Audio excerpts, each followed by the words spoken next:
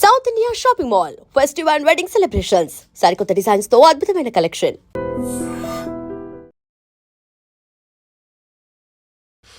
యంగ్స్టర్స్కే మోకాలు నొప్పులు వస్తున్నాయి.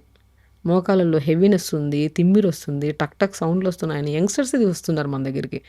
నేనంటాను, ఎందుకు వస్తాయి మోకాళ్ళ నొప్పులు? బేసికల్లీ మనకి డెఫిషియన్సీస్. నేను ఒకటి అంటే కాల్షియం డెఫిషియన్సీ అయి ఉండొచ్చు, B12 డెఫిషియన్సీ అయి ఉండొచ్చు, డి విటమిన్ డెఫిషియన్సీ, ఐరన్ డెఫినెట్గా ఉంటున్నాయి. ఇవి ఉన్నాయంటే ఖచ్చితంగా మోకాళ్ళ నొప్పులు కాదు, జాయింట్ పెయిన్స్ వస్తాయి. ఇవన్నీ కరెక్ట్ చేసుకోవాలంటే ఫస్ట్ ఫిజికల్ యాక్టివిటీలో మొబిలిటీ ఉంటుంది కదా. ఆ మొబిలిటీ తర్వాత ఇవన్నీ ఇప్పుడు కాల్షియం తక్కువ ఉంది అనుకోండి, మంచిగా ఆవు పాలల్లో నువ్వులు ఉంటాయి కదా, పౌడర్ చేసేసుకొని పంకిన్ సీడ్స్ పౌడర్ చేసుకొని అవి ఒక 2 స్పూన్లు, అదొక స్పూన్ ఇదొక స్పూన్ 2 కలుపుకొని పాలలో కలుపుకొని తాగండి. లేదనుకోండి ఆవు పాలు కొంతమందికి పడవు, ఆల్మండ్స్ ఉంటాయి కదా, 4 to 5 ఆల్మండ్స్ నానబెట్టుకొని పొద్దున దాని స్కిన్ తీసి మిక్సీ పట్టేసి నీళ్ళు వేసి ఆల్మండ్ మిల్క్ వస్తాయి కదా, దాంట్లో ఈ పౌడర్ కలుపుకొని తీసుకోండి. మోర్ దెన్ కాల్షియం కదా. B12 డెఫిషియన్సీ ఉంటున్నాం. తోటకూర విత్తనాలు అద్భుతం అండి B12. తర్వాత మనకి పూల్ మకానా అంటారు, పంకిన్ సీడ్స్, వాటర్ మిలన్, వెజిటబుల్స్లో మునక్కాడలు, ఎంత B12 కావాలి మనకి. ఇంకా నేను డి విటమిన్ గురించి మాట్లాడితే పంకిన్ సీడ్స్ అన్ని నట్స్లో ఉంటాయి. డి విటమిన్ మాత్రం అసలు ఎవరికి లేదు. నేను అదే అంటాను, బ్రహ్మాండంగా మష్రూమ్స్ తినండి అంటారు. చాలా మంది మష్రూమ్స్ తినమంటే నెలకు ఒకసారి తినడం కూడా కష్టమే. నేను మష్రూమ్స్ తెప్పించేసి మంచిగా పసుపు వాటర్లో గడిపి ఎండబెట్టి పౌడర్ చేసుకోండి, ఇడ్లీ బ్యాటర్లో కలపండి, దోశ బ్యాటర్లో కలుపుకోండి, కొద్దిగా. లేదంటే పాలలో కలుపుకొని తాగండి. లేదు మీకు మష్రూమ్స్ ఒకటే కాదు, నట్స్లో కూడా ఎన్ని నట్స్లు ఉన్నాయండి. పంకిన్ ఉన్నాయి, వాటర్ మిలన్ ఉన్నాయి, ఆల్మండ్స్ ఉన్నాయి, పిస్తా ఉంది. నట్స్లో మనం అది కూడా అమితంగా కాకుండా మితంగా తీసుకోవాలి. మితంగా తీసుకుంటే ఏది విషం కింద కన్వర్ట్ అవుద్దు, అమితంగా తీసుకుంటే అది హెల్దీ ఫుడ్ అయినా విషమే అంట నేను. ఇవి నట్స్ తీసుకోండి, మష్రూమ్స్ తీసుకోండి. కొంతమంది ఫిష్ తింటుంటారు, నాన్ వెజ్ తినేవాళ్ళు. ఫిష్లో కూడా మంచిగా ఉంటుంది విటమిన్స్, ఎగ్స్లో ఉంటాయి. వెజిటేరియన్స్కి అయితే ఎన్నో ఆప్షన్స్ ఉన్నాయి, వెజిటేరియన్స్కి అయితే 100 ఆప్షన్స్. ఇవన్నీ తీసుకుంటే అయిపోతుంది. ఇంకా మనము ఐరన్ డెఫిషియన్సీ అంటాం. తోటకూరలో బ్రహ్మాండమైన ఐరన్, మునగాకులో లేదు ఐరన్. అసలు ఇంత మునగాకు రోజు అసలు ఐరన్ డెఫిషియన్సీ ఉంటే ఫస్ట్ బాడీ వీక్ అయిపోతుంది. వీక్ అయిపోయి లెథార్జిక్నెస్ అండ్ కలర్ చేంజ్ అయిపోతుంది. హెయిర్ ఫాల్ బాగా విపరీతమైన హెయిర్ ఫాల్, అసలు వైట్ హెయిర్ రావడానికి కూడా iron deficiency main part. Iron deficiency ఉందంటే తోటకూర ఉంది, బచ్చల కూర ఉంది, మునగాకు ఉంది, మునక్కాడలు ఉన్నాయి, అన్నీ వెజిటబుల్స్ అన్నీ.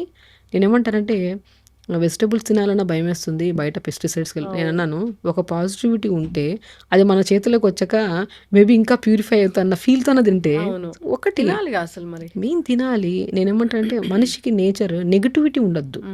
సమస్య నాది తగ్గదు, నా దగ్గరికి వస్తారు, తగ్గుతుందా లేదా అంటారు. నేను 100% తగ్గిస్తా. ఫస్ట్ మీరు ఏం చేయాలంటే కరెక్ట్గా నేను చెప్పింది పర్ఫెక్ట్గా చేయండి. మీకు 100 కాదు, మీరు లైఫ్లో ఆ సమస్యకు మళ్ళీ మీకు రాదంట. సో ఆ నేచర్ డెవలప్ చేసుకోవాలి. నేను యాజ్ ఎ డాక్టర్ నేను ఒక్కటి నమ్ముతా, బేసికలీ పాజిటివిటీ ఎప్పుడు ఉండాలి. ఏ డిసీజ్ అయినా తగ్గిస్తామన్న ధైర్యం యాజ్ ఎ డాక్టర్కి నాకున్నప్పుడు, అరే ఆవిడంత ధైర్యంగా ఉన్నప్పుడు నేను కూడా తగ్గించుకోవడానికి ఆవిడ చెప్పిన ప్రయత్నాలు అన్నీ చేద్దామని ఇద్దరు కోఆర్డినేట్ అయితే సమస్య పోతుందండి. ఈ బీపీ గురించి ఏం చెప్తారు మ్యామ్? బేసికల్లీ బీపీ కూడా రావడానికి మెయిన్ కారణం ఓవర్ స్ట్రెస్, స్లీప్ ప్యాటర్న్. ఇప్పుడు ఎప్పుడైతే కార్బన్ డైఆక్సైడ్ లెవెల్స్ ఎక్కువ అక్యుములేట్ అయిపోతే బీపీ వస్తుంది. ఓకే, కోపము చిరాకు ఈక్వల్ టు బీపీయే కదా. అంత మా ఇంట్లో వాళ్ళు చాలా అరుస్తూ ఉంటారు, వాళ్ళకి బీపీ లేదు, నేను శాంతంగా ఉంటాను నాకు బీపీ ఉందంటారు కొంతమంది. శాంతానికి కోపానికి సంబంధం లేదు, కానీ ఎప్పుడైతే అనగదొక్కేసుకుంటారు ఆ కోపాన్ని, ఇరిటేషన్ని, వాళ్ళు శాంతంగానే ఉంటారు, వాళ్ళకి కూడా బీపీ వచ్చే ఛాన్సెస్ ఉంటాయి. కొంతమంది బయటకు చెప్పేస్తుంటారు, సో వాళ్ళకి బీపీ ఉండకపోవచ్చు. సో ఈ అరవడానికి కామ్గా ఉండడానికి సంబంధం లేదు. ఎప్పుడు అయితే మనం మోర్ ఆక్సిజన్ తీసుకుంటున్నాం, కార్బన్ డైఆక్సైడ్ ప్రాపర్గా రిలీజ్ చేయట్లేదు, అప్పుడే వస్తాయి బీపీ. సో బీపీ వచ్చినప్పుడు మనం ప్రశాంతంగా కొద్దిగా మెడ మీద తడి క్లాత్ వేసుకోవడము, ఒక చిన్న నాప్కిన్ తడుపుకొని స్క్వీజ్ చేసుకొని మెడ మీద వేసుకోవడము, అది వేసి 10 నిమిషాల తర్వాత తీసిన తర్వాత బీపీ చూసుకోండి. బీపీలో చాలా డిఫరెన్స్ వస్తుంది మెడ మీద. సో ఇప్పుడు మనం పొట్ట మీద తడి క్లాత్ వేసుకుంటే గ్యాస్ట్రిక్ ఇష్యూ, పొట్ట మీద తడి క్లాత్, ఒక టవల్ని, న్యాచురోపతిలో బెస్ట్ థింగ్స్ అండి మడ్ ప్యాక్స్ అంటాము, కోల్డ్ ప్యాక్ టు అబ్డామిన్ అంటాము, వెదర్ని బట్టి. ఒక టవల్ని తడుపుకొని బాగా పిండేసుకొని పొట్ట మీద వేసుకుంటే బ్లోటింగ్ బాగా కంట్రోల్ అవుతుంది. మీరు ఈ వీడియో చూసే వాళ్ళు చేయండి. ఎవరికైనా గ్యాస్ ప్రాబ్లం అనిపించినా, హెవీనెస్ అనిపించినా ఒక చిన్న నాప్కిన్ కానీ టవల్ని కానీ మన పొట్ట ఎంత సరిపోతుంది తడిపేసుకొని బాగా స్క్వీజ్ పొట్ట మీద వేసుకొని 10 నిమిషాల తర్వాత చూడండి హెవీనెస్ తగ్గుతుంది. బీపీ కూడా ఒక నాప్కిన్ తడిపేసుకొని స్క్వీజ్ చేసుకొని మెడ మీద వేసుకోండి.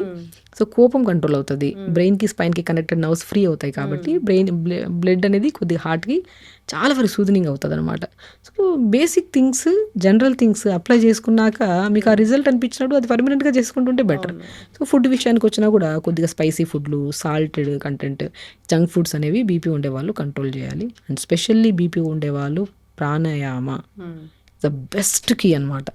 ప్రాణాయామం మనం రెగ్యులర్గా చేసుకుంటూ ఉంటే అసలు బీపీ అసలు ఉందా ఒక వర్డ్ అని కూడా తెలుసు. అవును. యోగా, ప్రాణాయామ, మెడిటేషన్ వాకింగ్ అనేది ఎంత అవసరం? Best thing. ఇది డిపెండ్స్. ఇప్పుడు నేను ఏమంటానంటే వాకింగ్ కన్నా కూడా నేను ఎక్కువ ఇంపార్టెన్స్ యోగాకే ఇస్తాను. యోగాలో అనుకోండి ప్రతి అవయవాన్ని మనం స్టిమ్యులేట్ చేస్తాం. ఇప్పుడు పవనముక్తాసనం ఉంది, ధనురాసనం, ఇవన్నీ మనం పట్టుకుంటున్నాము, రిలీజ్ చేస్తున్నాం. సో ప్రతి మూమెంట్ ఉంటుంది. వాకింగ్ అంటే కాళ్ళు చేతుల వరకు మూమెంట్ చేస్తాను. అది బెస్ట్ థింగ్. ఈవినింగ్ కుదిరితే వాక్ చేసుకొని మార్నింగ్ బెస్ట్ యోగా. టీ కాఫీలు అయితే అవాయిడ్ చేయాలి. ఏ పర్సన్ అయినా సరే. నేను ఒకటే అసలు చాలామంది పేషెంట్స్ వస్తుంటారు టీ కాఫీ అవాయిడ్ చేయండి, నేను డైటే చేయను. అవును. నేనంటాను కొన్ని సమస్యలు ఉన్నప్పుడు కొన్ని వదలండి. ఇప్పుడు చాలామంది అంత డేంజరా మ్యామ్ ఇవి? అంటే అంత డేంజర్ అని నేను చెప్పను, కానీ కొన్ని పాయింట్స్కి వచ్చాక డేంజర్. ఇప్పుడు పాలు ఏది మంచిగా వస్తున్నాయండి, పాలు సరిగా లేవు, టీ పౌడర్ సరిగా లేవు. అలాంటప్పుడు అవి తీసుకొని ఇబ్బంది పడే బదులు అవాయిడ్ చేయడం మంచిది కదా. మేము ఎప్పటి నుంచో వాడుతున్నామంటే ఎప్పటి నుంచో వాడుతున్నారు, కానీ మీకు క్రానిక్ గ్యాస్ట్రిక్ ప్రాబ్లం ఉంటుంది.